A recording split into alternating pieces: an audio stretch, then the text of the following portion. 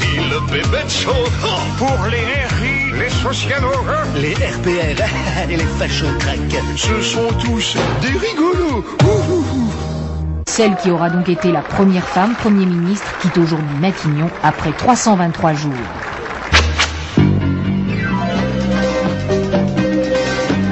Le licencié surgisse dans la nuit. Car il m'a viré, moi aussi. Mon nom, je le signe à la va-vite. D'un E qui veut dire Edith. Edith, hein. Je te l'avais dit, tu ne voulais pas me croire. Le vieux n'a pas de cœur. Il est sec comme un article de Renaud Matignon. Et pourtant, 323 jours que j'ai passés à me faire démolir par la presse, hué par les syndicats, ridiculisé par le bébé de show, tout ça pour qu'il donne ma place à cette grosse enflure de Bérégovoy. Il est laid. Comme l'a dit Jox, il porte les mêmes chaussettes depuis 3 ans. Et je ne vous parle pas de ses cravates. Mais à côté de lui, la Joanie, c'est Yves Saint-Laurent. Mais tu as parlé au vieux? Qu'est-ce qu'il t'a dit? Il m'a dit « casse-toi ». Comme à moi. Finalement, il a un vocabulaire très limité. Et toi, Black Jack, qu'est-ce qu'il t'a dit quand il t'a viré? Écoutez, il a été plus nuancé. Il m'a dit « cassez-vous ». Comme je suis plus grand que lui, il a toujours eu un peu peur de moi. En tout cas, Zoroth et Roro vont se retirer, mais ils reviendront et leur vengeance sera terrible. Le licencié surgisse dans la nuit. Car il m'a viré, moi aussi. Tout à fait entre nous, et j'en profite parce que je suis seul, on va morfler. Je le connais, moi, Bérégovoy. On le surnomme le père la rigueur, le Pinet de la Nièvre. C'est les Français qui vont l'être par l'enflure à la bourse hermétique. Vous savez qu'à table, chez lui, quand sa femme lui demande le sel, il bouche les trous de la salière avec de la mie de pain avant de lui passer. On va morfler dur. Et l'autre Charlot de Langue de Chèvre, s'il compte avoir des crédits pour sa bibliothèque, il ferait mieux la construire lui-même avec de la tondulée, car il a pas de balle avec Béret. Nib. Le rêve passe, orage au désespoir, ô saufresse ennemie. Écoute, tu vas pas me dire que tu y croyais, voyons. Toi, à Matignon, ce serait une gabégie, une sinécure. Langue de Chèvre, Premier ministre. Alors pourquoi pas Chantal Goya à la recherche ou l'abbé Pierre à la condition féminine? Et pourtant, j'avais des idées. Mais c'est justement là ton erreur. Crois-moi, j'ai été Premier ministre. Avec le vieux, il ne faut pas avoir d'idées. Ou alors, il faut avoir les siennes. Ce qui revient globalement au même. Le drame avec toi, Langue de Chèvre, c'est que tu as des idées tout le temps. Permets-moi de te le dire, au bout d'un moment, ça devient chiant. Tu comprends? Ce qu'il y avait de bien avec Edith, c'est qu'elle n'y comprenait rien. Alors j'arrivais à Matignon, je lui disais je te prends 50 milliards, ma poule, je t'expliquerai plus tard, c'est pour un théâtre. Mais...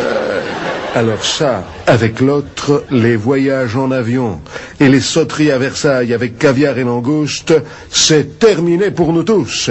À partir de demain, c'est bicyclette et carottes râpées. Ma bibliothèque. Bouh. En tout cas, j'ai prévenu Dieu, je ne participerai pas à un gouvernement dirigé par cet ignoble Bérégovoy. Voilà. Sauf, évidemment, si on me donne un très très gros ministère, bien sûr. Eh ben voilà. Quand on gonfle Dieu, Dieu prend des mesures, hein. Mais, soyons optimistes. Un nouveau Premier ministre, c'est quand même un départ vers l'espérance. Si, je m'adresse aux forces de progrès de ce pays.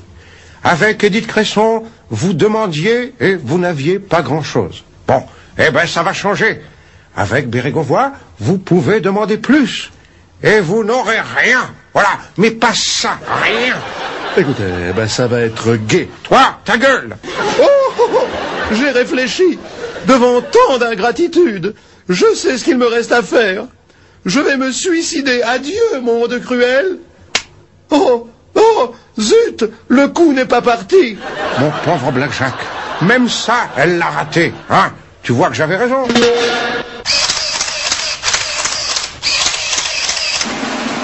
Mesdames, messieurs, je suis fier de vous présenter Béret Wawa, hein, la marionnette qui va sauver la France. Oh,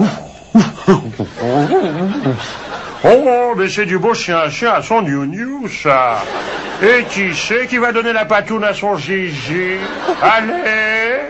Eh ben, mais dis donc, il a l'air un peu con. Oui, c'est vrai, il est... je sais pas, Oui, mais il est très fidèle. Et puis, il est content d'être Premier ministre. Regarde, il remue la queue. Ah oui, alors ça c'est un scoop. Hein. Je parie que ça lui était pas arrivé depuis les partiels de 83. En tout cas, ça n'explique pas pourquoi tu l'as nommé Premier ministre. Eh ben, tu vas voir, tu vas comprendre. Il a un truc unique. Tu n'as jamais vu ça. Mais quoi donc? Essaye de lui piquer son os. Ah. Brave toutou, donne ton onos.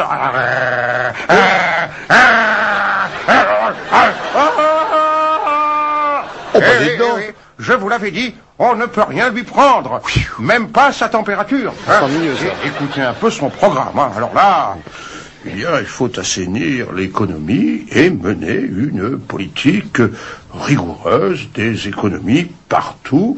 Par exemple, regardez, ma marionnette, elle a été faite avec un matériel minimum.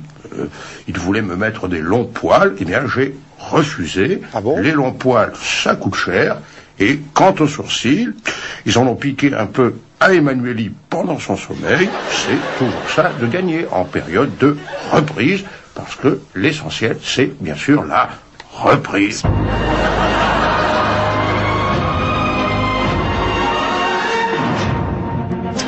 Mesdames et messieurs, bonjour. 26 ministres dans le gouvernement Bérégovois, parmi eux 6 nouveaux, dont Bernard Tapie, ministre de la Ville. Oh, je regrette pas d'être ministre, c'est super la vie politique.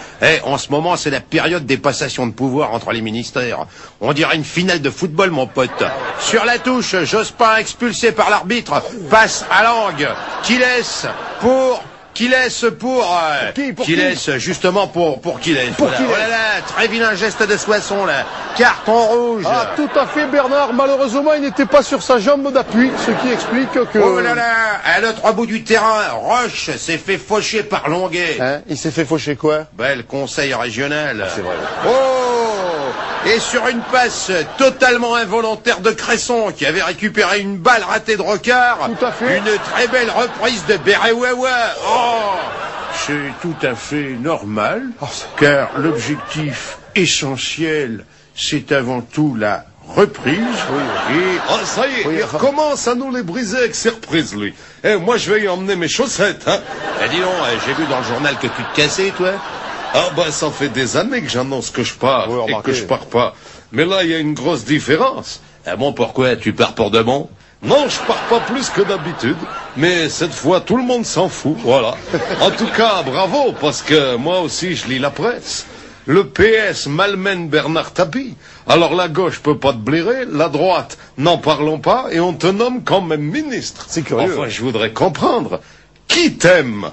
Quoi? Il y a Dieu? Je sais bien qu'il est un peu gâteux, Dieu. Mais enfin, qu'est-ce qui peut bien te trouver? Il apprécie mon tact, ma délicatesse, mon élégance naturelle. C'est un homme raffiné, Dieu. Il organise des soupers très mondains, mon pote, très littéraires. Il y a moi, Roger Alain, Charras, que du velours. Et puis j'ai un autre pote, mon petit Béret. On est partis de rien tous les deux. On s'est fait nous-mêmes. Ça se voit que vous vous êtes fait vous-même. Vous avez dû oublier quelques pièces. D'ailleurs, ton Béret, il ferait mieux de donner des crédits pour lutter contre le chômage. Oh, attention. Si je comprends bien, vous avez dit crédit. Oh, au secours.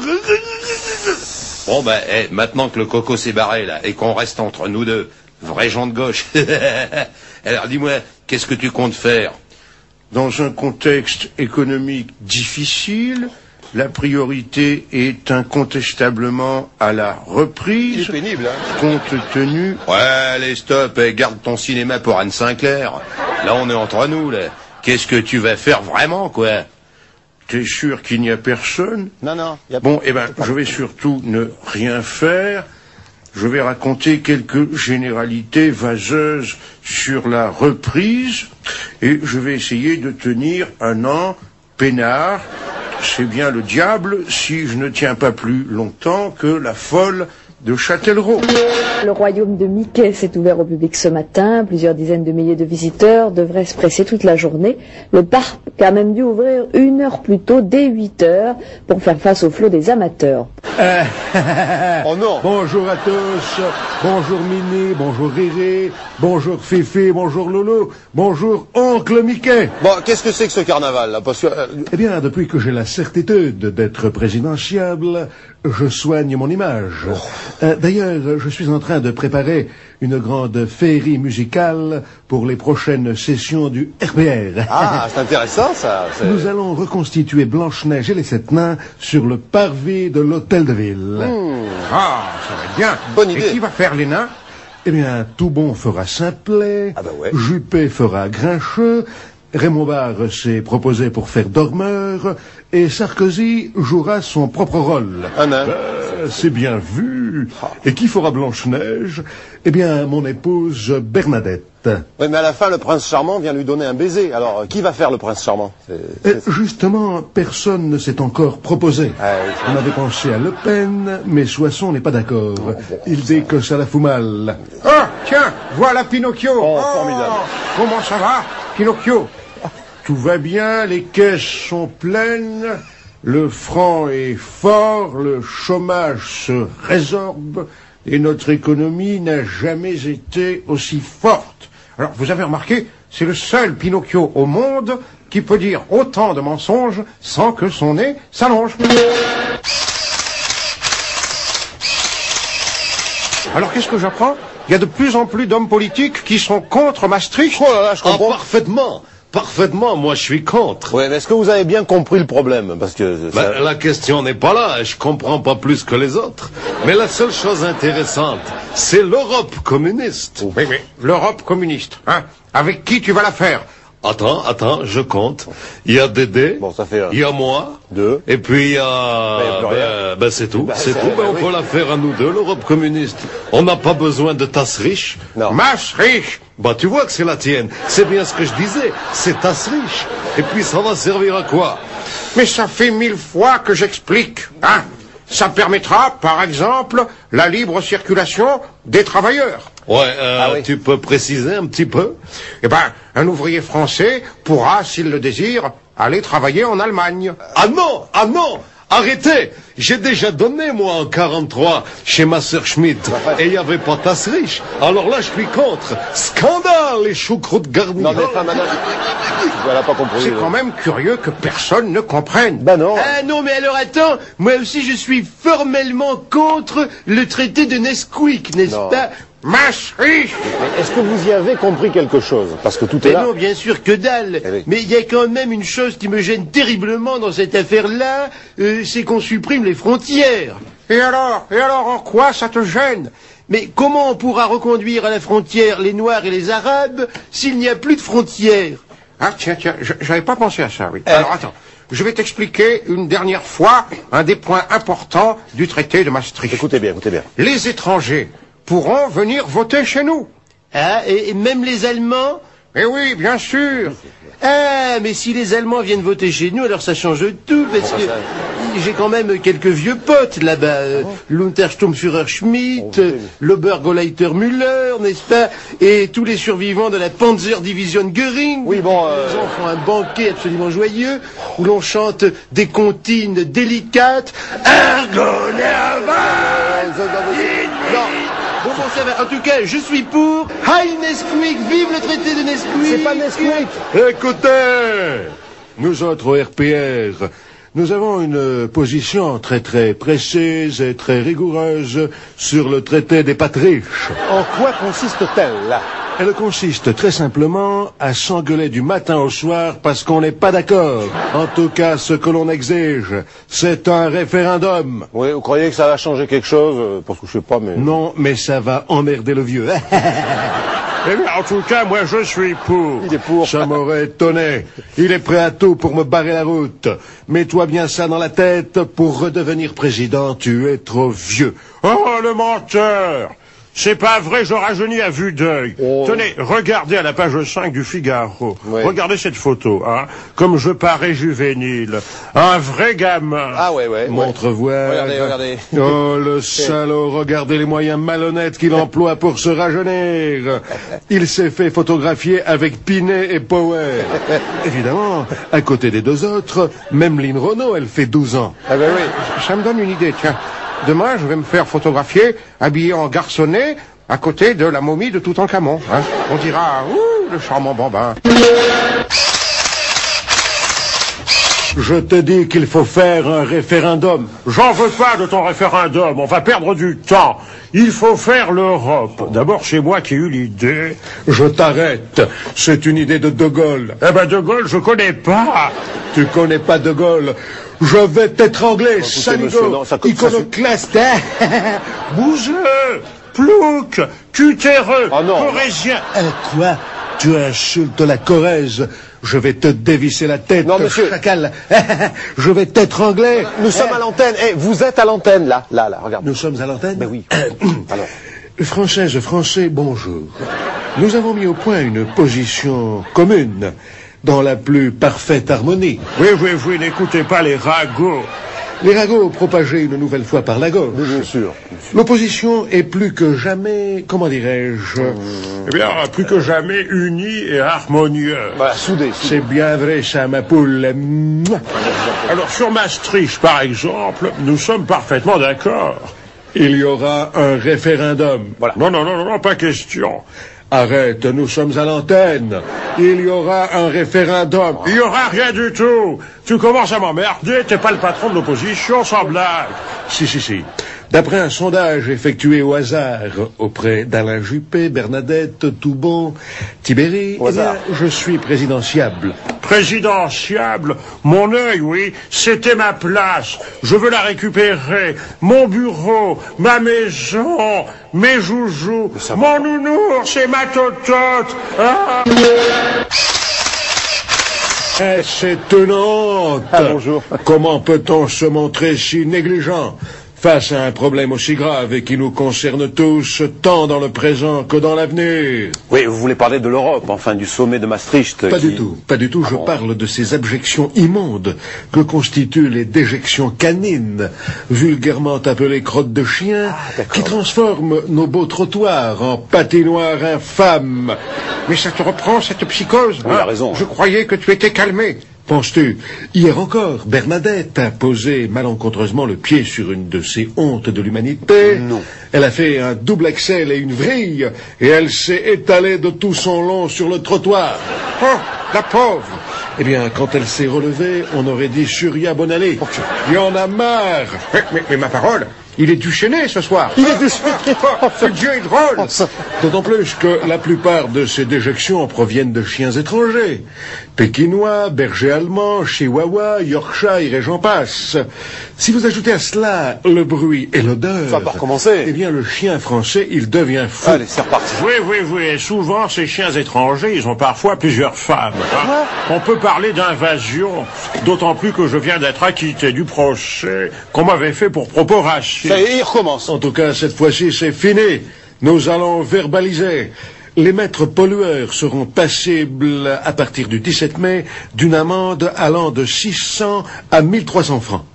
Mais qu'est-ce que vous allez faire de tout cet argent, alors? Eh bien, nous allons indemniser les victimes. Toute personne qui, à partir du 18 mai, se présentera dans le bureau de Tibéri avec à la main une chaussure portant la trace indiscutable de ce fléau sera dédommagée. Demandez Tibéri en personne, hein, j'insiste. On peut pas demander Juppé, ça marche pas avec Juppé? Ah non, Juppé est beaucoup moins spécialisé. Tibéri et lui, à la fac, n'ont pas étudié les mêmes matières, si vous voyez ce que je veux dire. Le différend commercial qui oppose Bernard Tapie à Georges Tranchant dans le litige Toshiba est une affaire privée qui n'a aucune relation avec des fausses factures. Mais une inculpation de ministre, une première sous la Ve République, eût été évidemment dommageable pour l'action et la crédibilité du gouvernement. Oh les vaches, les salauds, qu'est-ce que je dérouille. Mais écoute, mon petit nanar, hein, tu ne pouvais pas faire comme les autres, hein, piquer dans les fonds publics. Regarde Nucci et Boucheron, ils sont pas inculpés, eux. Et en plus, tout ça pour 13 millions. Bon, mais est-ce que j'irais me mouiller pour 13 malheureux millions, hein? Ça paye même pas les bouées pour mon bateau. Tiens, c'est vrai, j'ai appris que tu avais fait un petit tour en mer, hein. Tu es quand même gonflé avec ce qui est arrivé à Maxwell. Enfin, bon, toi, t'es pas tombé. Eh, c'est pas les volontaires pour me pousser qui manquent, excuse-moi. T'as vu un peu tes potes de gauche? L'autre, là, l'éléphant de Morois qui dit que je suis pas sa tasse de thé. Hein, c'est curieux, parce que le thé de l'éléphant, c'est connu, hein. Que Dieu est drôle. Mais c'est un malentendu. Notre nanar à tous. Tout ça, c'était des réactions fachos. Enfin, je veux dire, à chaud. La preuve, quand le lendemain, on nous a intimé l'ordre de dire du bien de toi, on s'y est tous mis spontanément. Bien sûr. Ton action en tant que ministre a été remarquable. Super. Brève, mais remarquable. Un peu Tapie, c'est fini. Dire qu'il a été ministre pendant 52 jours. Tapie, c'est fini. Je ne crois pas qu'on le reverra un jour. Mais ne pleure pas, mon tout petit. Ton départ est un drame pour les banlieues. Tous ces pauvres gosses qui avaient le bonheur de pouvoir contempler un milliardaire de près. Quel espoir pour eux de savoir qu'ils ont pratiquement tous une chance de finir un jour comme toi. Bah, tu veux dire de finir milliardaire? Non, de finir au Newf. Mais j'ai rien fait, c'est pas moi. T'es Dieu. Bonjour mon petit nanar. Ne perds pas espoir, l'essentiel c'est que ton œuvre continue et rappelle-toi ce que j'ai dit, dès que le jugement sera rendu, tu pourras continuer à diriger ton ministère. C'est gentil. Oh merci, Béret, ouais, merci. Depuis ta cellule, bien sûr. Mais j'ai rien fait, c'est pas moi, je suis innocent. Mais ça, sûrement, mais enfin, tu as vu la tête du juge Boisette dans le journal? Ces petits yeux cruels, hein? Oh là là, elle peut pas te blairer, et en plus, elle s'appelle Edith. Hein? Edith? Oui, et puis ça, on ne peut pas discuter avec une bonne femme qui s'appelle Edith. Oh non. J'en sais quelque chose. Me laissez pas, les gars. Sauvez-moi, me laissez pas tomber. Je suis de gauche comme vous. Oui, bah tu vois où ça mène, hein? Oh, tiens, le juge Boisette. Allez là. Et bonjour.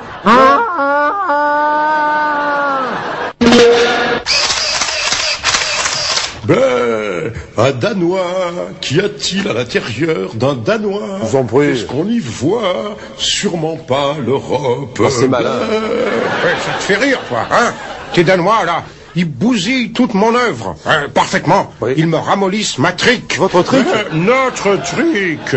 N'oublie pas que ma trick, c'est un peu à moi aussi. Bah oui. Ah, les salauds, ils ont dit non.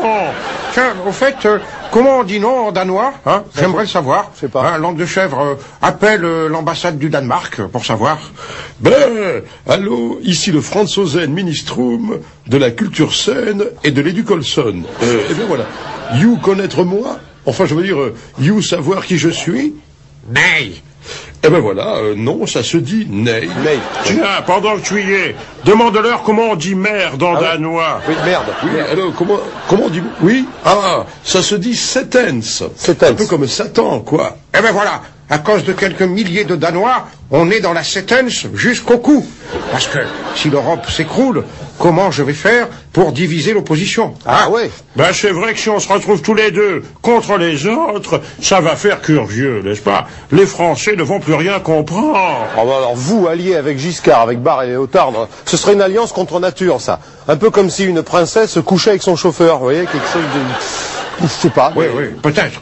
Mais la différence, c'est que nous, l'enfant se présente mal. Hein? Ah oui. Mais, monsieur Jeannot, il n'y a pas d'alliance contre nature en politique. Vous croyez? Tout dépend du moment et des intérêts de chacun. Hein?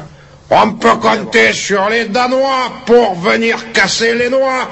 à Giscard et à Tonton, qui maintenant l'ont dans l'oignon. Oh, ils ont des chapeaux ronds, les Danois ont voté non. Quoi Vous vous bourrez la gueule ensemble maintenant? Vous vous rendez compte, monsieur Jeannot? Les communistes et le RPR, d'accord. Oh, pas le RPR. Une partie du RPR, parce que Chirac, ça positionne sur l'Europe, hein. Il veut expliquer aux autres ce qu'il en pense, alors qu'il ne sait pas lui-même. Écoutez, c'est faux. Je suis parfaitement capable de vous expliquer ma position sur l'Europe. Je l'ai fait chez Anne Sinclair. T'as raison. Il paraît qu'à la suite de l'émission, elle est restée couchée 4 jours, tellement elle avait attrapé la migraine. Oh, ça c'est vrai. Eh bien, je m'explique à nouveau. Madame Sinclair... C'est moi que vous appelez Madame Sinclair? Non, mais... Je ne suis pas contre l'Europe, mais je ne suis pas pour non plus. C'est la raison pour laquelle je réclame un référendum en espérant qu'il n'aura pas lieu, car si l'on construit aujourd'hui l'Europe de demain, ça signifie peut-être qu'il faudra revenir demain à l'Europe d'aujourd'hui, ce qui tend à prouver qu'hier, il était sans doute déjà trop tard. Oh là là, alors là je m'y perds, hein. On me dirait Bérégovoy à l'Assemblée, hein. En tout cas, ça a au moins un avantage. Hein, regardez le titre du journal. Ah oui. Maastricht ranime les ardeurs des sénateurs. Hein. Ben, pour ranimer les ardeurs d'un sénateur, il fallait au moins ça. Hein. C'est Madame Le Canuet qui est contente. Hein. Croyez-moi, elle est pour l'Europe. Hein. Pourvu que ça dure. Et je ne vous parle pas de la secrétaire de Poher. Alors là, elle a crié « Miracle, vive Maastricht !» Ces pauvres Danois n'ont rien compris. C'est bandant l'Europe. Puis de toute façon, hein, on fera à ce sujet-là un référendum en septembre. Comme ça, on sera fixé. La contre-attaque présidentielle sur le terrain référendaire enlève tout échappatoire. Le oui, le non ou l'abstention, Jacques Chirac devra choisir, en sachant qu'à l'automne se jouera peut-être pour lui beaucoup plus que le référendum. Écoutez, victoire, alléluia, hurrah. Qu'est-ce qu'il y a? Écoutez, c'est quand même moi le premier qui ai réclamé un référendum sur l'Europe. Oui, c'est exact. Oui, mais ce n'est pas un référendum qu'il va y avoir. Il y en aura peut-être 2. Hein. Regarde un peu les journaux. Ah oui. Et il va savoir. Peut-être même un 3e. Un 3e référendum? 3 référendums. Mais pourquoi? Je vais faire un 3e référendum pour demander aux Français ce qu'ils pensent des 2 précédents. Et s'ils n'en pensent rien? Eh ben, on en fera un 4e. On ne va même pas en faire un par jour. Alors... Et pourquoi pas? Ça pourrait remplacer la roue de la fortune, hein? Très bien, alors j'achète 2 voyelles. Est-ce que je peux vous embrasser, Annie Pujol? Non, mais ça va pas. Non, mais écoutez, ça va pas. Annie Pujol. Ah, je suis mort de rire. Mon pauvre vieux Black Jack. Tu l'as vraiment dans le baba avec ce référendum. Mais pas du tout. Qu'est-ce que tu racontes? Mais si, dans le baba. Je vais te le prouver. Alors, es-tu pour ou contre l'Europe? Oui, pour contre l'Europe. Comme je le disais clairement hier, je suis pour, si vous voulez, tout en étant contre. Mais également contre, tout en étant pour. Car, voyez-vous, Madame Sinclair... Madame Sinclair, maintenant, ça suffit. Non, ça vaut pas. Il faut choisir. Alors. Eh bien, disons que je suis pour. Tu ne peux pas. Il ne peut pas. Tu casses le RPR en 2. Bon, très bien, j'ai compris. Alors, je suis contre. Tu peux pas non plus. Tu casses l'opposition en 2. Mais c'est vrai. C'est ta gueule que je vais casser en 2. Espèce de babouin malodorant, orang-outan sénile. S'il vous plaît. Il a perdu. Il a dans le cul. Aïe. Ne l'excitez pas, vous. Tenez-le, je l'étrangle. Oh, mais écoutez, il y en a marre. La première rencontre est prévue demain à Célestat entre Valéry Giscard d'Estaing et Elisabeth Guigou. Réunion qui, malgré l'ultimatum du RPR, devrait bien avoir lieu, dit-on ce soir à l'UDF. Écoutez, cette fois-ci, la coupe est pleine. On me prend pour une poire, eh bien, je ne vais pas me laisser faire. Mais qu'est-ce qu'il y a, mon grand?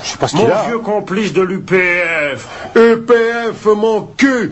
Traître, hypocrite, Ganelon, Judas Bricot, même. Mais enfin, d'où vient ce courroux? Qu'est-ce qui justifie cet tir? Enfin, pourquoi cette grosse colère? Vous entendez, monsieur Jeannot? Il ose me le demander, alors qu'il s'apprête à aller s'afficher à Célestat avec la guigou-lougoulou du loup-garou socialo. C'est une honte. Même Sarkozy l'a dit. Hein, que tu l'as dit, Nicolas? Mais il est là, Sarkozy? Où il est? Il est à côté de vous, monsieur Jeannot. Ah, bah dites-lui de se lever, on voit que ses cheveux, là. Monsieur Sarkozy? Mais il est debout. Il est même dressé sur la pointe des pieds, tellement il est indigné. Hein, Nicolas? Qu'est-ce qu'il... Comment? Mais qu'est-ce qu'il dit? Je ne comprends rien. Écoutez, c'est normal, il a la tête dans l'évier. En tout cas, je te préviens, macaque, même mieux, je te somme de cesser ces pantalonnades avec les socialistes. Alors vous entendez, monsieur Jeannot, il m'a sommé. Ben oui. Il m'a sommé de Maastricht. Je pouffe. Mais enfin, calme-toi, Black Jack. Je ne vois pas où est le problème. Je fais campagne pour le oui à l'Europe avec mes amis socialistes, et après je ferai campagne avec mes amis RPR pour mon élection à la présidence de la République. Et voilà. Je vais le pulvériser. Non, restez maître de vous, restez maître de vous. Vous avez raison, Madame O'Krent. Madame O'Krent. La colère est mauvaise conseillère. Ouistiti, objectivement, en toute honnêteté, est-ce que tu ne me prendrais pas pour un con? Ah mais tout à fait. Et depuis le début, c'est pas nouveau. Et puis je suis pas le seul, même au sein de ton parti. Hein, tu n'as qu'à prendre Pasqua, Seguin. Comment, monsieur Sarkozy? Qu'est-ce qu'il Calme-toi, Nicolas. Qu'est-ce qu'il dit? Les vaches, les carnes, il y a de quoi se passer le gésier à la moulinette pour faire du confit. Arrêtez de lui appuyer sur la tête, vous allez le noyer, là. Enfin, voyons. Il est déjà... I am very happy to present you the beautiful garden of the village. Hein? Je répète, c'est pour la reine Elisabeth. Ah, salut ma poule. Hein? Bonjour toi. Ben carrément, quoi. Carrément. Regardez, Ouistiti et Dieu qui s'embrassent. Ben oui. La droite qui se donne en spectacle avec les socialistes. Il faut dire que l'exemple vient de haut. Mais... La reine elle-même qui vient s'acoquiner avec le chef de la mafia de gauche. Si ça se trouve, ils l'ont attiré dans un piège pour la guillotiner. Mais non, c'est fini ça. Sauvez-vous, Majesté. Je ferai comme D'Artagnan. Je sauverai la reine. À moi, Léo Ferré. De la reine, bien entendu. À cheval, Sarkozy. Mais il n'y a pas de cheval pour Sarkozy. Eh bien, qu'on scelle un teckel. Talala, papa. Mais monsieur Sarkozy, qu'est-ce que... Il devient fou. Alors, tout à fait entre nous, moi c'est Guigou qui me rend fou. Oui, non, mais vous allez à Célestat pour inciter les gens à dire oui à l'Europe. C'est le but du voyage, quand même. Bah oui, et aussi pour inciter Guigou à me dire oui à moi. Oui, vous avez chacun votre Elisabeth, alors. C'est... oui, lui c'est Guigou, moi c'est la reine. Hein. On les a tirés au sort, et ben moi j'ai perdu. Hein. Ouais. Vous vous rendez compte? Lui, il va frétiller avec la blonde, et moi je vais me parfumer la vioque. Alors, monsieur Jeannot, il y a des jours. André Lajoigny et le groupe communiste voteront en bloc le non à Maastricht. Réviser la Constitution serait pour eux la voie ouverte à l'Europe de l'argent contre celle des travailleurs. Même rejet absolu du côté de l'extrême droite qui voit dans Maastricht une conspiration contre le peuple français. Il y a Valli et Guigou, Léotard et Béréwawa qui ont remplacé Livingston et Chardin. Alors nous, on va faire Marchounet et Pen-Pen, et on va faire un tabac Bercy, voilà. Oui, enfin, il y a aussi Barre et Monroy comme duo. Hein. Il y en a beaucoup des duos. Vous n'avez pas peur de la concurrence parce que... ouais, vous avez raison. Attendez, j'ai une idée. Il n'y a qu'à faire un trio. Dis donc, Black Jack, t'es pour le nom, toi. Bon, alors viens avec nous. Écoutez, je suis pour le nom, certes. Mais n'oubliez pas que c'est tout en penchant également pour un oui qui apparaîtrait comme tellement restrictif que l'on pourrait presque l'assimiler à un non conditionnel. Est-ce que vous me suivez, Madame Sinclair? Pas vraiment, j'ai pas... Eh bien, vous m'avez parfaitement compris. Ah, ça va. Oh là là, non, mais c'est un peu embrouillé, cette affaire-là. Heureusement que le référendum, il va clarifier tout ça. Parce que un référendum, c'est simple. Il y a une question et on répond oui ou non. Voilà. Je ne suis pas de ton avis, Marchi, car pour la première fois, ce serait plutôt un référendum avec 3 questions et une seule réponse. 3 questions? Ça fait beaucoup. Mais on n'a jamais vu ça. Et quoi que c'est tixé, ces questions? Eh bien, faut-il dire oui à l'Europe, non à Maastricht ou merde à Mitterrand? Eh bien, moi, j'ai choisi. Je dis oui à l'Europe, rien à Mitterrand et merde à Chirac. Voilà. Non, Mon frère, fossoyeur de l'opposition, enguigounet de frais, collabo, Vichy Célestin, je vous en prie.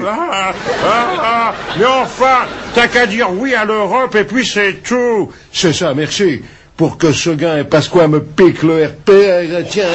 Pour faire comment? Non, écoutez, voilà Dupont et Dupont qui sont en train de se battre. C'est quand même incroyable.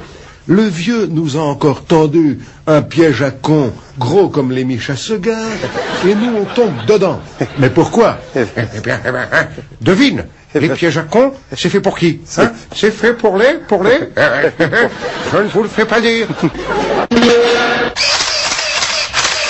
Une embellie qui semble profiter d'abord au RPR et surtout à Jacques Chirac. Pour 49% des sympathisants de droite, il reste le mieux placé pour faire gagner l'opposition en cas d'élection présidentielle, et ce, loin devant Valéry Giscard d'Estaing. Donc c'est clair, j'ai tout compris. Plus on est flou, moins on en dit, plus ça marche. Ce n'est jamais qu'un sondage dans le Figaro. Oui. Et alors, c'est un très bon journal, très objectif, peut-être un peu à droite, mais ça reste à vérifier. Enfin, sondage ou pas sondage, il va tout de même falloir que tu te prononces. Hein? Alors, vas-y, quelles sont nos chances pour l'Europe? Ouais, alors pour l'Europe, c'est quoi nos chances? Allez-y. Madame Sinclair, je vais être limpide. Tout dépend de Papin. Le fait que Sauzet ne joue pas est un handicap. Mais je ne te parle pas de ça. Que penses-tu de l'attitude du Danemark? Écoutez, il faut les battre. Ce sont des sauvages. Ce Laudrup est une véritable brute. Contre l'Angleterre, il y avait incontestablement pénalty. Oui, mais arrête. Tu nous les brises avec ton foot. Je te parle de l'Europe. Oui, Maastricht. Tout à fait, Thierry, tout à fait. Et voilà. Et c'est ça que les Français veulent élire à ma place. Mais je rêve. Ils seront vraiment prêts à élire n'importe qui. Ouais, remarquez, ce sera pas la première fois qu'on élira n'importe qui, parce que si... c'est pour moi que vous dites ça, Madame O'Krent?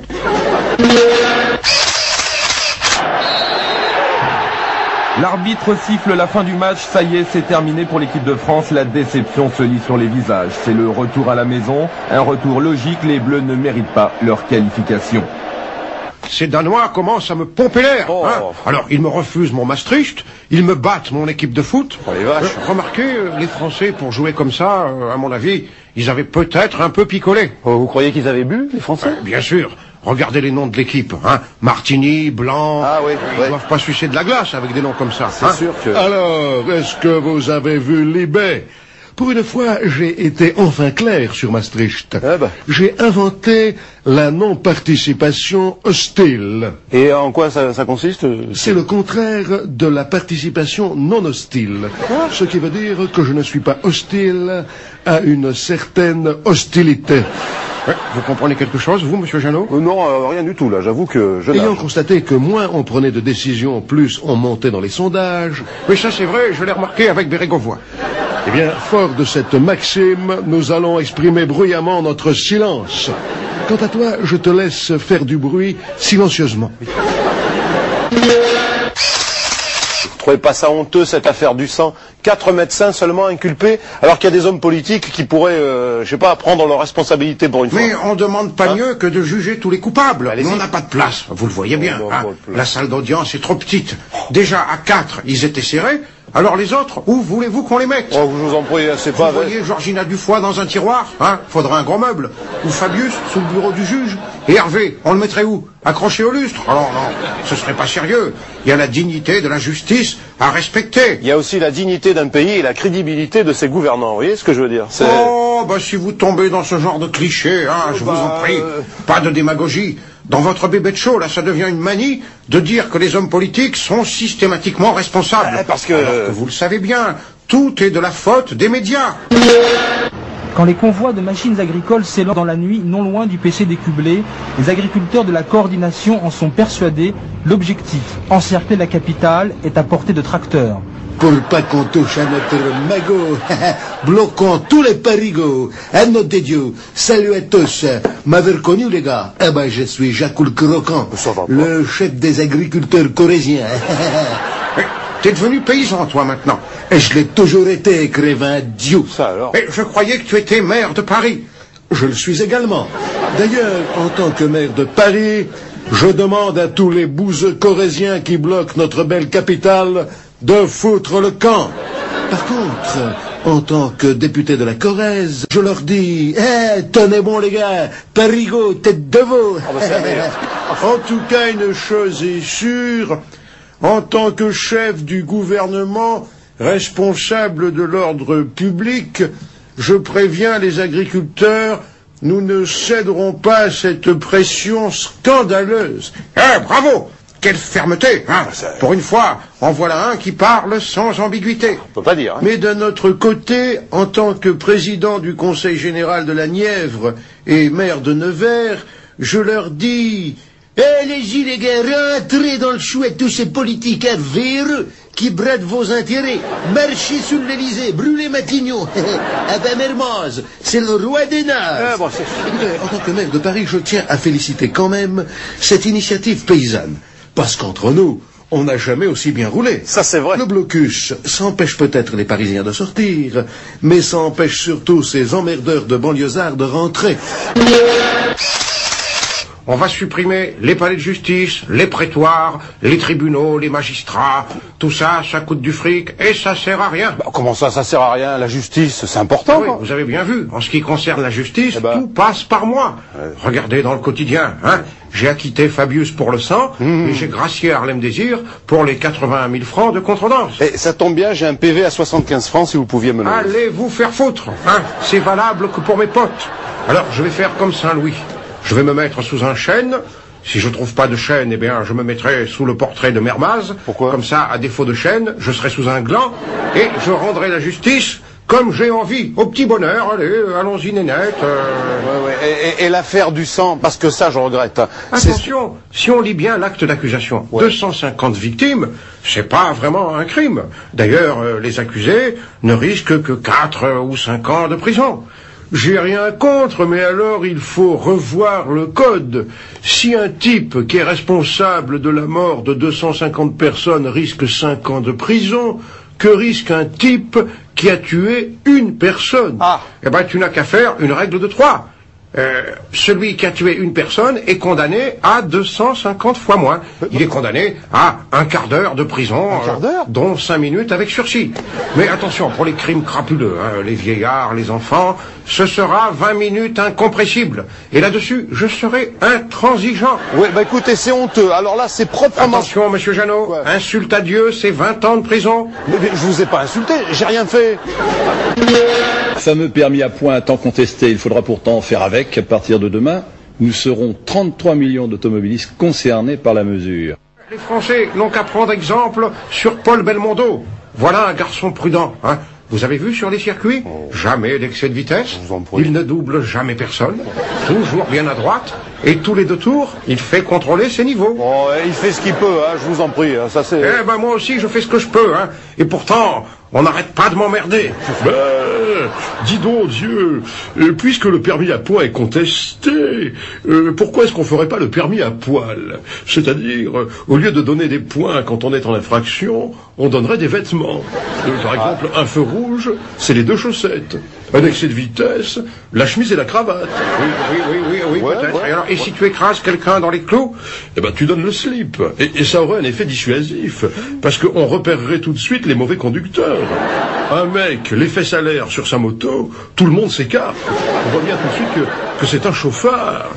Et si on pique Marguerite Duras, ivre morte à 240 km/h sur l'autoroute? Ah oui, alors là, on ferme les yeux. Par contre, si jamais Béatrice Dalle oublie de mettre son clignotant... Béatrice Dalle, il faut être impitoyable. Allez, envoyez-moi tout ça, là. Si. Allez, oui. La culotte aussi.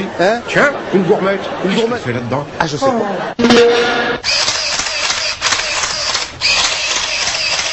Président Dieu, j'ai un petit problème. Alors voilà, je croyais être l'un des rares Français à avoir compris Maastricht. Et ben, depuis ton intervention à la Sorbonne, j'avoue que c'est moins clair dans ma tête. Moi, c'est le contraire. Hein. Depuis que j'ai fait cette émission avec Guillaume Durand, je commence à comprendre. Ah, tu veux dire que pendant l'émission, tu expliquais sans comprendre? Non. Oui, évidemment, c'est notre métier. Hein. Tu vas pas me dire que tu n'en fais pas autant. Hein. J'ai répondu à quelques bouseux sélectionnés par Guillaume Durand, comme ça, machinalement. Oh là là. Mais enfin, attends, mais quel bouseux? Et si, les deux agriculteurs, là, qui me disaient, Monsieur le Président, aidez-nous, on va disparaître. Mais... Ah, oui. Et qu'est-ce qu'ils sont devenus? Eh ben, ils ont disparu. Hein. Voilà. Quant à Seguin, alors ça, Seguin, donnez-moi un comme ça tous les jours. D'une discrétion. Monsieur le Président, excusez-moi de vous demander pardon, je suis navré d'être désolé. J'avais pas l'impression de parler à Monsieur Seguin, mais à sa chèvre, attachée au piquet. Hein. Merci de m'avoir mangé, Monsieur le Président. Il y a quand même Dormesson, j'ai remarqué, qui t'a judicieusement demandé de t'engager à partir en cas de victoire du oui. Il avait même suggéré, ce qui aurait été bien, que tu te casses le soir même, avant la fin de l'émission, et que tu démissionnes en direct devant les caméras de TF1. Comme ça. Oui, c'est ça, oui. Hein. Je serais arrivé de l'Élysée en voiture officielle, et je serais reparti chez moi en métro, hein, pour me faire attaquer, comme les petits vieux normaux.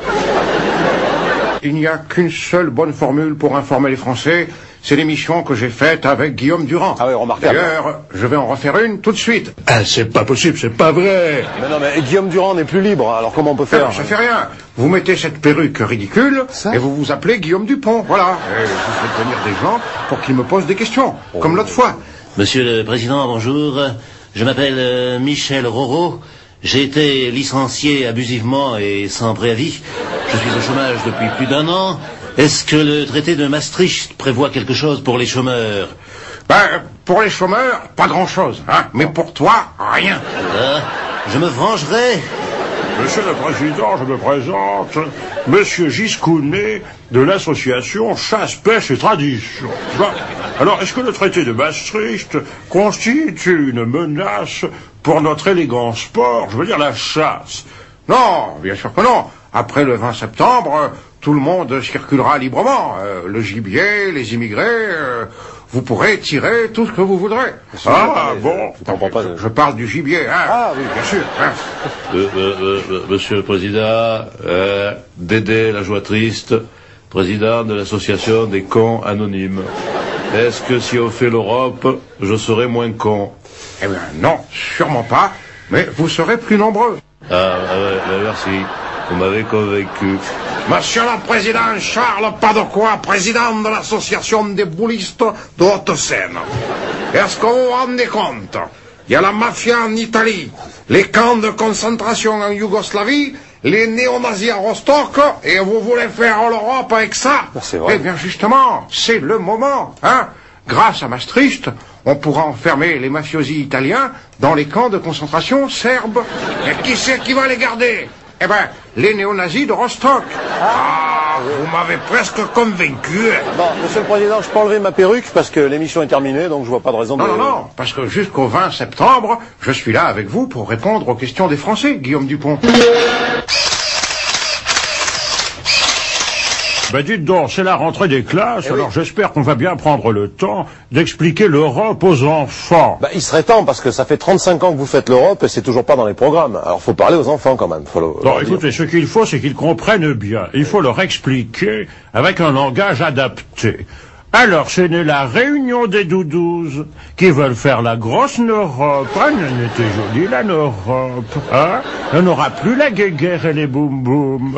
On en aura une grosse tirelire commune. Et on en mettra les sous-sous dedans. Les sous-sous qu'on appellera les cucus. Et c'est toi qui as l'air complètement cucu, mon pauvre Vali. Comme je l'ai dit dans mon intervention à la télé, je n'aimerais pas que mes petits-enfants ne soient plus réellement français. Vous imaginez le petit dernier en train de me dire « Ah, guten Tag, grand-père » puis-je mangiare my breakfast rapido, biteux? Quelle catastrophe! Qu'est-ce que vous diriez aux enfants au sujet de l'Europe, alors? Faut leur parler, quand même. Je m'adresserai à eux dans un langage clair et concret. Ah. Les petits enfants, l'Europe, cacaboudin, Mitterrand méchant, Giscard connard, Seguin malin. Ah non, ce n'est pas comme ça, n'est-ce pas qu'il faut parler aux enfants, laissez-moi faire, j'ai l'habitude. En colonne par deux, bande de merde de la ferme. Repos. Belle jeunesse française, j'ai relevé le drapeau que les Maastrichtiens avaient laissé croupir dans la fange, n'est-ce pas? J'ai parcouru tous les endroits où la France a vu le jour. Je suis allé à Reims, où Clovis a été élu président de la République. Quoi? À Rouen, où Jeanne d'Arc a été pendue. J'irai demain à Montoire. À Montoire? C'est pas là que Pétain a rencontré Hitler? Oui. Oui, enfin, j'irai peut-être pas là-bas alors. Mais j'en profite pour vous dire, enfants de France, n'est-ce pas? Il faut se méfier de l'Allemagne. Ah ben ça alors c'est la meilleure. Alors t'as quelque chose contre les Allemands. Toi, ça j'aurais pas cru ça. C'est curieux, hein? Je parle de l'Allemagne décadente d'Helmut Kohl. Je ne parle pas bien sûr de la belle jeunesse allemande de Rostock, qui est un exemple pour les enfants d'Europe, n'est-ce pas? Tous ces beaux feux qu'ils allument le soir chez les étrangers, ces coiffures viriles et ces barres de fer qu'ils soulèvent avec élégance au-dessus de la tête de tous ces rastaquaires et autres niakoués. Oh non, taisez-vous, c'est ignoble, faites-le taire. Mais pas du tout, laissez-le parler. Chaque fois qu'il ouvre la bouche, en faveur du non, ça fait remonter le oui. Madame, monsieur, bonsoir. François Mitterrand a été opéré de la prostate ce matin à l'hôpital Cochin. Le chef de l'État, ce soir, va bien. Il aura 76 ans en octobre prochain, vous le savez. Et il a bien l'intention d'aller voter à Château-Chinon le 20 septembre prochain. Écoutez, dis donc Dieu, il faut quand même être clair. On nous dit que tu te fais opérer de la prostate. Alors comment se fait-il que tu aies un pansement sur la tête? Ah oui, au fait. Eh ben, je sais pas, moi, elle devait être mal placée, hein? En tout cas, j'espère que tu seras quand même en état de voter le 20 septembre. Oh, mais parfaitement, voyons. Ça n'a absolument pas attaqué mes facultés intellectuelles. Hein? C'est pour ça, je dis une nouvelle fois aux Français, votez non. Attends, tu vas dire oui. Ben oui, qu'est-ce que j'ai dit? Ben non. J'ai dit non? Oui. Oh, bon, c'est le choc opératoire. Hein. Évidemment, j'ai voulu dire oui. Fais attention, c'est très important. Remarque, tu as un excellent moyen mémotechnique pour t'en souvenir. Dis-toi que tu es à la fois pro-Maastricht et pro-statique. C'est simple, non? C'est malin, hein? Bon, je vous quitte car c'est l'heure où l'infirmière vient s'occuper de Maastricht, oh, je ne sais plus ce que dire. C'est pas grave. C'est la fatigue, voilà. Ah, la prostate maintenant. Vraiment, il ferait n'importe quoi pour ressembler à De Gaulle. Oh, je vous en prie, hein. Il ne lui reste plus qu'à louer une chambre en Irlande et à construire une deuxième église à Latché. Ai-je bien ouï? T'arrange. On m'a dit que Dieu était à l'hôpital. C'est vrai. Quel malheur. Si vous saviez à quel point cette nouvelle m'attriste. Ah, je comprends. Hein. Je lui souhaite, au nom de tous les socialistes, un prompt rétablissement. Cela dit qu'il ne s'inquiète pas du tout. J'ai convoqué Bérégovoy demain matin et le Conseil des ministres aura lieu mercredi, comme d'habitude. Mais attendez. En tant que nouveau président de la République... Non, mais ça va pas. Un peu de terre, infâme buzard, hein? Tu sais très bien qu'il aurait souhaité que ce soit moi qui prenne en main le destin du pays. Mais pas du tout. Et c'est pourquoi, Français, Françaises, pour être fidèle à la mémoire de ce grand homme, dont la prostate a disparu trop tôt, c'est pas vrai. Je m'engage solennellement à... Doucement, bande de charognards, hein? L'infirmière vient de me prendre ma température, 37,2. Bon, y a pas le feu, hein? Alors bon, je vous quitte. Voilà Roger Hanin qui vient me rendre visite. Oui, tonton. La peur que tu nous as fait, toi, hein? Dis-moi, tu vas pas manger la bouffe de l'hôpital? Tiens, je t'ai amené des merguez. Tu as droit à la rissa. Tiens, j'en ai une bonne pour toi. Tu sais ce qu'il disait Clémenceau? Oui, Bouli. Il disait, il y a deux fonctions inutiles. La prostate et la présidence de la République. Elle est bonne, non? C'est malin, hein? Toujours aussi fin, ce Roger, hein? J'ai eu au téléphone avant l'intervention chirurgicale. Je connais la force de caractère de François Mitterrand et sa résolution. Il sera rétabli très vite. Ouais, alléluia, Hosanna, c'est fantastique. En 24 heures, nous avons gagné 1 mètre. Vous voulez dire 1 point? Non, non, non, pas du tout, 1 mètre. Attendez, vous parlez du oui, là? Vous parlez de... Absolument pas. Je parle de la divine vessie. Nous avons gagné 1 mètre. Je peux vous parler franchement. Oui, bah, après tout, Louis XIV faisait ça en public. Oui, bon. Et il s'agit d'une fonction bien naturelle. Disons-le carrément, ce matin, Dieu a pissé 1 mètre plus loin qu'hier. Mais vous mesurez comment Eh bien, contre le mur de l'hôpital Cochin. Vous voulez dire contre le mur extérieur de l'hôpital, alors? Non, non, pas du tout, contre le mur de sa chambre. Oh, tout est sorti. Non, ça suffit. Alors, il est pas beau, mon Guinguin? Ah, toujours poli, bien élevé. L'autre jour, il s'excusait auprès de Mitterrand. Dimanche, après notre meeting pour le nom, il a téléphoné à Chirac pour lui demander pardon, hein? Cher pas de quoi, je suis désolé de t'avoir gêné en lui demandant pardon, et d'ailleurs, je t'en demande pardon. Écoutez, enfin, Guinguin, voyons, ouvre les yeux. Ce filou de Pasqua est en train de se servir de toi. Et tout ce qu'il veut, c'est me virer du RPR et bouffer Le Pen pour créer un nouveau parti de droite.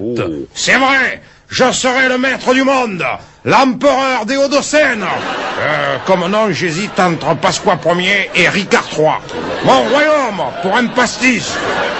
Bon, je n'avais pas compris cela, alors il faudrait peut-être que je m'excuse auprès de Monsieur Le Pen. Moi, tout ce que je veux, c'est défendre l'intégrité de la France. Oui, mais enfin... Je m'en excuse. Arrête de t'excuser sans arrêt. Tu m'énerves. Je suis navré de t'énerver. Là, vraiment, je m'en excuse. Et... Allô? C'est Dieu. C'est Dieu, hein? Je vous appelle de l'hôpital, là. Ça va, Guinguin? Dis donc, tu as su que j'avais été hospitalisé? Oui, et d'ailleurs, je m'excuse du mauvais état de ta vessie. Écoutez, mais ferme-la, enfin. Tu n'y es pour rien. À part ça, Dieu, ça va. Le moral est bon. Oh non, hein. Oh là là, il me tarde de partir. Pourquoi? L'infirmière chef est une vraie mégère. Imaginez un peu, son mari est agriculteur, son fils est routier, et son gendre est gardien de prison. Alors, je vous raconte pas les piqûres, hein, je les sens passer. Piqûre, c'est l'heure. Oh non, arrêtez. Il tient pour les barrages. Il tient pour le permis à point. Il tient pour la PAC. Et ça, c'est pour Clairvaux. L'instant était attendu. Depuis le début de l'après-midi, des dizaines de badauds et de blouses blanches guettaient la porte du pavillon Albaran. Ceux qui n'avaient pas écouté la radio ou la télévision avaient très vite compris en voyant les rangs de la presse grossir que le président allait sortir. Qu'est-ce que ça fait quand on est un professeur en médecine et qu'on doit opérer à quelqu'un d'aussi important qu'un président de la République? C'est émouvant avant et on reste calme après. Merci. Si j'étais président de la République, ce qui ne saurait tarder, d'après le chef de clinique, oh, qu'est-ce que tu chantes là, hein? Rien du tout, je fredonne une comptine. Alors dis donc, Dieu, je suis consterné. Il paraît que c'est plus grave que prévu. Pas du tout. D'après le professeur Debray, on peut vivre 20 ans avec ça. Ah, merde. Enfin, non, je veux dire, je suis ravi pour toi, sincèrement. Tu me crois, j'espère. Non, tire-toi. Tiens, voilà Guinguin, la tortue négative, hein.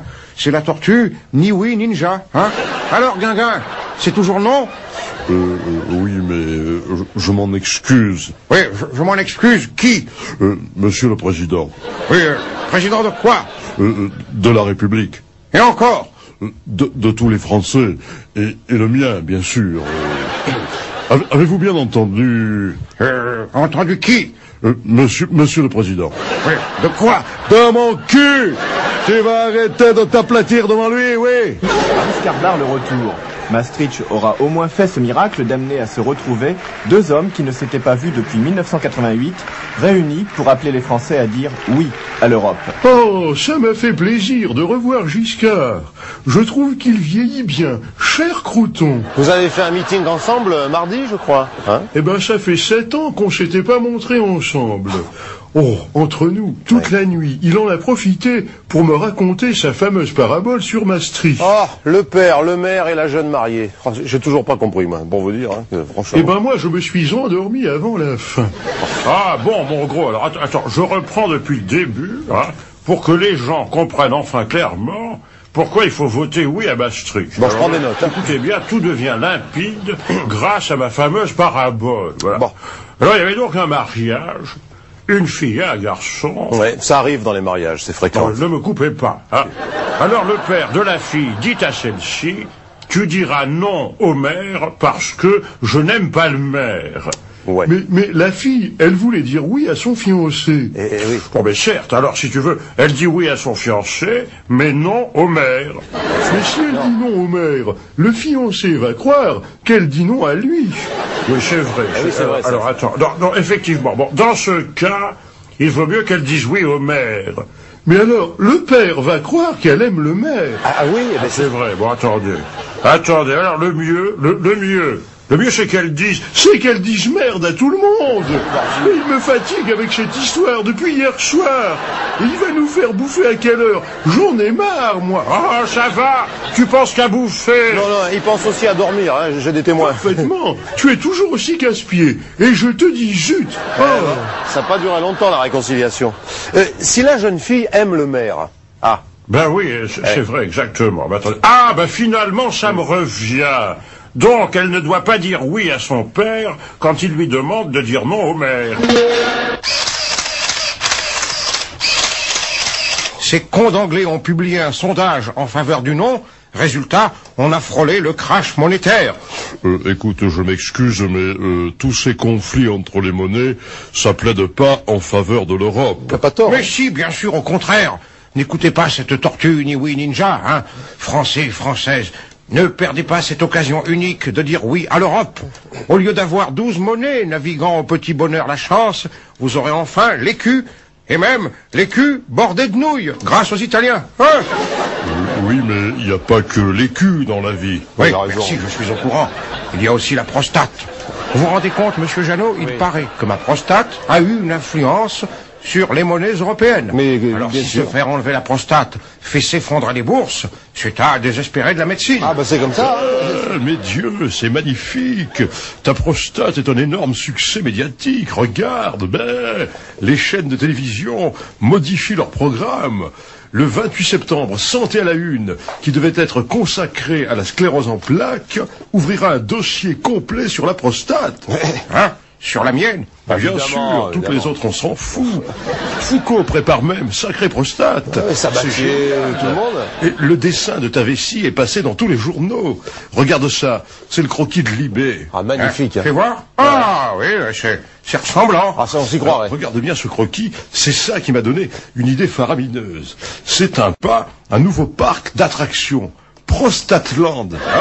On pourrait faire le parking ici, dans le pénis. Et énorme avantage. Si une belle nana passe, hop, on gagne 1000 places. Qu'est-ce que tu verrais comme attraction? Eh bien, la descente du canal de l'urètre en bateau, la vessie fantôme, et Dorothée dans la testicule enchantée. Génial. Génial. Et je vois aussi un grand restaurant, là, dans le scrotum. Qu'est-ce qu'on y mangera Des Big Mac? Des hot dogs? Non, des rognons, des poulards en vessie. Hors de ma vue, crétin, abruti. Quand je pense qu'on est à la veille d'une décision historique, et cette andouille me parle de ma prostate. Non mais c'est une grande idée, hein. Attendez, pour donner une dernière chance, oui. Je vais vous raconter à nouveau la parabole, parce qu'hier, je l'ai mal racontée. Voilà. Je ne sais pas si vous vous rappelez... Non, mais on ferme, nous. Venez, on se casse. C'est pas grave. Il s'agit d'un mariage. Il y avait donc une jeune fille, le père et le maire. Le maire étant à la fois le maire du père et la mère de la jeune fille étant absente. Hein. Quand on fiancé, il ne peut pas être maire, puisque le mariage n'a pas eu lieu. Alors donc, tout le monde est parti.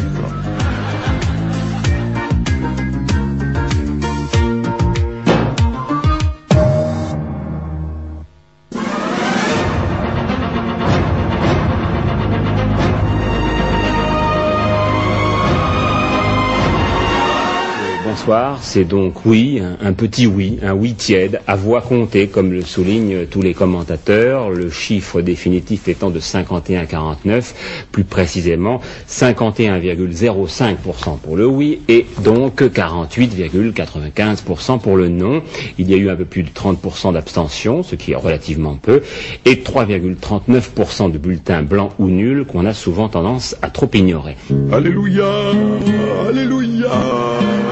Les saints et les anges, ben, et mon voisin du dessus chante tes louanges, le nom l'a eu dans le... Oui, bon, oui, ça va, hein. N'en fais pas trop. Mais je chante ta gloire, ô divin empereur. Ton triomphe éclipse celui de César. Comme lui, tu pourras dire Veni, Vidi, Vessi. Hein, quoi excuse-moi, je voulais dire Vici. Le rayonnement de ta prostate m'obsède. Ô caprice des dieux bien croulant. Foutez-moi la paix avec ma prostate. Une fois de plus, nous avons vaincu. Et nous n'avons... Ouais, nous n'avons que 19 sièges. Ça va, merci, on la connaît. Exactement, 19 sièges.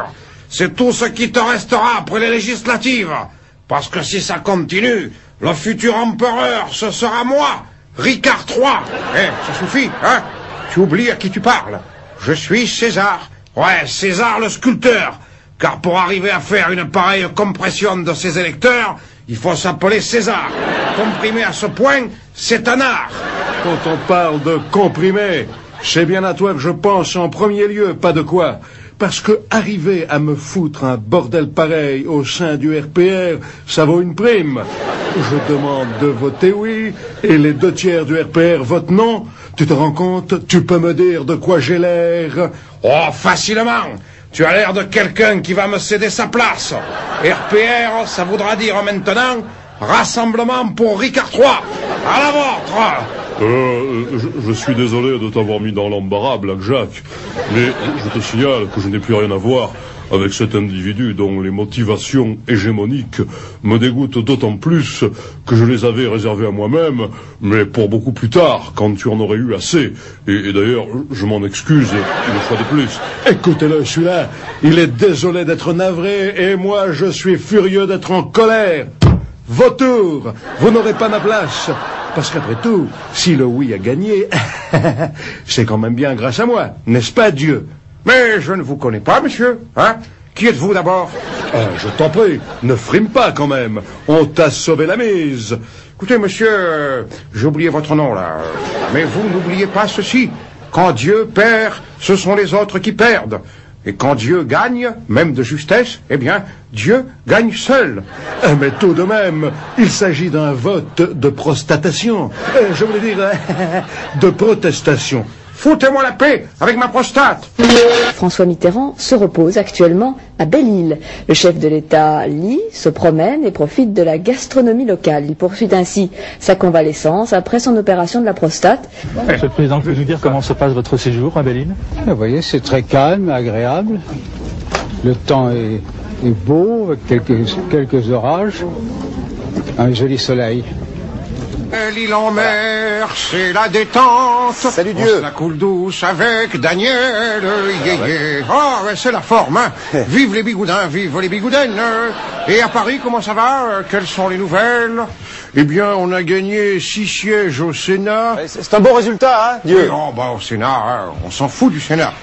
Écoute, ça fait 5 ans qu'on n'avait rien gagné, alors je tenais à te le dire. À propos, tu pourrais pas essayer de rentrer ce soir ou demain matin ou plus tard, parce qu'il y a 2 ministres à trouver. Oui, Il faut remplacer Charras et Roche. Ah, non, je ne peux pas, parce que j'ai regardé le menu, et ce soir, il y a du homard. Et demain, non plus, il y a du tourteau en salade. Et si je n'y vais pas, je vais perdre ma demi-pension. J'ai déjà versé des arbres. Qu'est-ce qu'il y a 2 ministres à trouver? Oh, ça doit pas être bien difficile. Mais tu rigoles, plus personne ne veut être ministre dans un gouvernement de gauche. J'ai téléphoné toute la matinée.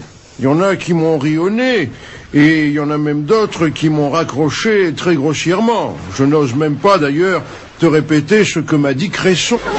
Aujourd'hui, l'opposition s'intéresse beaucoup plus au Sénat. Charles Pasqua est candidat à la succession d'Alain Poher. L'UDF choisira cet après-midi son candidat. Ambiance fébrile d'une veille d'élection sur place Thierry Tuillier. Charles Pasqua, tranquille, ce matin dans les couloirs de la Haute Assemblée. Sa candidature a précipité les choses, obligeant l'UDF à organiser des primaires en son sein. Oyez, oyez, le chevalier Ricard III entre en lice et lance un défi à tous les chevaliers sénateurs. Ah ben non, Ricard III, tu deviens carrément emmerdant. Enfin, c'est l'UDF qui a le plus de sénateurs. Alors c'est à nous que revient la présidence du Sénat. C'est vrai. Mais qu'est-ce que tu viens faire au milieu? Ah, je regrette, j'ai les encouragements de Blackjack. Bon, enfin, c'est pas possible. Non, mais c'est vrai, vous l'avez encouragé à se présenter? C'est tout à fait vrai. Il est venu me voir avant-hier dans mon bureau en me disant... J'ai bien envie de me présenter à la présidence du Sénat, rien que pour faire suer Giscard et sa clique UDF. Alors je me suis dit, pour une fois qu'il a envie de casser les pieds à quelqu'un d'autre que moi, ne décourageons pas les bonnes intentions. Vous avez bien fait. Vas-y mon grand, je te soutiens. Enfin, quand même, c'est un manque de classe. Enfin, imaginez, un ancien représentant en apéritif, président du Sénat. Enfin, c'est quand même le deuxième personnage de l'État. Et alors, il y a bien un ancien cheminot Premier ministre. Ah ben, au train où ça va, on va se retrouver avec un marchand de merguez à l'Éducation nationale. Ah, on a failli, mais Roger Hanin a refusé. Et puis c'est ça la démocratie, hein. Bah oui. On peut être ouvrier chez Renault et devenir président de la République. Oui, en théorie, parce que dans la vie... Oui, c'est exact, mais enfin, c'est quand même rare. C'est pas tous les jours. Dis donc, Ricard III, si tu deviens président du Sénat et qu'il arrive quelque chose à Dieu, ce que personne ne souhaite, bien sûr. Si, moi. Oh, quelle honte. Allez, à ce moment-là, tu serais en quelque sorte le président de la République par intérim. Mais c'est vrai. Parfaitement. Et aussitôt que j'entrerai à l'Élysée, je prendrai 3 mesures. 3 mesures? Oui, c'est ça. 3 mesures pour un volume d'eau. Hein. Tu ne feras rien du tout. D'abord, je vais de mieux en mieux, et je viens de prendre 7 points dans les sondages Sofres. Oui, c'est vrai, regardez. Mais ça ne veut rien dire. Cette pantoufle de Giscard en a bien pris 10. Oui, bah tu dis ça parce que tu es jaloux, hein. Combien tu as pris de points, toi? Dis-le. Oui, dites-le. Écoutez, j'en ai pris 2, mais des gros, des énormes, des points comme ça, gigantesques. 2 points, c'est 2 points, c'est tout. Hein. N'allez pas nous... En tout cas, je vois dans ces 7 points une nouvelle preuve de la confiance des Français, et il n'est pas impossible que je ne brigue pas un 3e mandat. Un 3e mandat? Ah, c'en est trop. Qu'on me donne une hache, je meurs. Le Sénat, où la succession d'Alain Poher est désormais assurée, René Monory est le 4e président de la Haute Assemblée depuis 1946. Je viens de discuter avec Monory. Ah, il n'y a pas de doute, c'est vraiment un ancien garagiste. Ben oui, on sait. Il a un langage bizarre. Il a refusé de reprendre Poher à l'Argus. Non. Il m'a dit, dans l'état où il est, il vaut mieux l'envoyer directement à la casse, et je vous compte pas la main-d'œuvre. Pas possible. C'est une question d'habitude, hein. C'est comme nous avec Bérégovoy. Au début, au Conseil des ministres, il sortait son sifflet, et il nous faisait Matignon, 10 minutes d'arrêt. Incroyable. Il parlait tout le temps de prendre des trains de mesure. Ouais, eh ben c'est pas ça qui l'a empêché de dérailler, hein.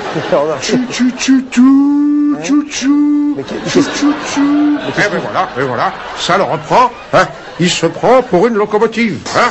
Eh ben je vous jure, il y a des coups de pied dans le train qui se perdent. Oui, ça, on peut dire. Alors finalement, vous avez remanié le gouvernement. Oui, nous n'avons pas hésité à prendre des initiatives d'une audace rare et à innover. Ouais, ça, je dois dire que le retour de Soissons constitue un énorme choc psychologique. Ça, comme nouveauté, oui, hein, c'est bien, la oui. France est bouleversée. Et au budget, qui vous avez mis? Un mec, Machot, je ne me rappelle jamais son nom. Ouais, le pauvre, s'installer derrière un Charras, je lui souhaite du plaisir, hein. Le temps qu'il nettoie le bureau, on sera déjà au mois de mars. Bah, c'est vrai, ça. Ah, il va nous manquer, Charras, hein. C'est le seul qui mettait un peu d'ambiance au Conseil des ministres. Ah ouais? Il tapotait délicatement le popotin de Martine Aubry en hurlant « Salut les enclumes !» Et alors, il écrasait délicatement son cigare sur une tapisserie des Gobelins en criant « Je voudrais pas vous déranger, je sais que la fumée vous gêne. » Ouais, il avait un humour, hein, ça on peut pas dire. Mais c'était un garçon très raffiné, néanmoins. Il enlevait toujours ses chaussures avant de mettre les pieds sur la table. Et il ouvrait la fenêtre avant... Oui, bon, ça va, il ne l'a fait qu'une fois, on va pas... Vous savez que je l'imite très bien, hein? Tenez, je vais vous le faire en hommage à son passage au gouvernement. Hein. Une seconde, le temps de mettre les bretelles et le cigare. On va rigoler là. Voilà, c'était l'autre jour chez El Kabash. Mais on a déjà fait des abattements de plusieurs milliards. Vous n'en voulez pas de nos milliards, mais on va les garder. On va garder nos milliards. Nos milliards. Et voilà, c'est reparti jusqu'au mois de mars, avec nos familles politiques plus que jamais unies. Bonsoir, merci d'être fidèle à l'amour en danger, vous le savez. Tous les jours, des couples se brisent, se déchirent. Ce soir, un témoignage bouleversant. Jaco et Charlotte ont accepté de témoigner pour nous. Écoutez, monsieur Pradel, précisons tout de suite que j'ai commis l'erreur, étant très jeune et n'étant pas toujours bien conseillé, bien sûr, d'épouser une femme nettement plus vieille que moi. Tu étais bien content de me trouver quand ta vieille nourrice t'a abandonné. Laisse Marie-France Garot tranquille, tu n'as jamais pu la supporter. Alors, vous vous êtes aimé pendant 15 ans, et qu'est-ce qui a déclenché cette rupture C'est lui. Il fait que des coups tordus. Regardez, il adopte un enfant sans me prévenir. Sarkozy, mon tout petit. Il y avait suffisamment de petits Vietnamiens sans foyer. C'était pas la peine d'aller chercher cet avorton à Neuilly, hein? Tu aurais pu être compréhensive, Charlotte. Au lieu de ça, tu t'es affiché avec cette grosse pastille des Vosges de Seguin devant nos amis communs. Mais de quoi j'avais l'air? Dès que je disais oui à quelque chose, eux disaient le contraire. Je vous jure, monsieur Pradel, que c'est complètement faux. Alors, nous allons voir. Jaco, est-ce que vous voulez que les choses s'arrangent, alors vous? Oui. Bon, et vous, Charlotte, vous le voulez aussi? Non. Bon. Ça m'étonne pas, hein? C'est désespéré. Deuxième témoignage, Micheline de Conflans-Sainte-Honorine, qui a tenu à garder l'anonymat pour des raisons que nous comprenons, bien sûr. J'ai tout supporté pendant 3 ans, monsieur Pradel. Si vous saviez, c'était un homme prétentieux, volage et autoritaire. Dur alors. Il m'a humilié en public. Il allait jouer au golf pendant que je travaillais. Un jour, bouh, il a fait changer toutes les serrures de mon joli pavillon à Matignon. Parlez près du micro. Pour l'offrir à une gourgandine qu'il avait rencontrée à Châtellerault. Ah. Une femme de peu. Bien, cette femme de Châtellerault, nous l'avons retrouvée, elle va témoigner ce soir. J'ai pas eu le temps d'en profiter. Il m'a largué au bout d'1 an, comme une vieille chaussette, pour se mettre à la colle avec un ancien cheminot du Charolais. Une brute primaire, monsieur Pradel, qui ne s'intéresse qu'à l'argent. Il y a vraiment des monstres qui jouent avec les sentiments des autres, qui sont sans pitié. Exactement. Je me fous de ces deux rombières. Hein. Je me suis fait une plâtrée de moules marinières à midi, hein, arrosée d'un petit muscadet. Je t'en supplie, reviens, mon chabichou.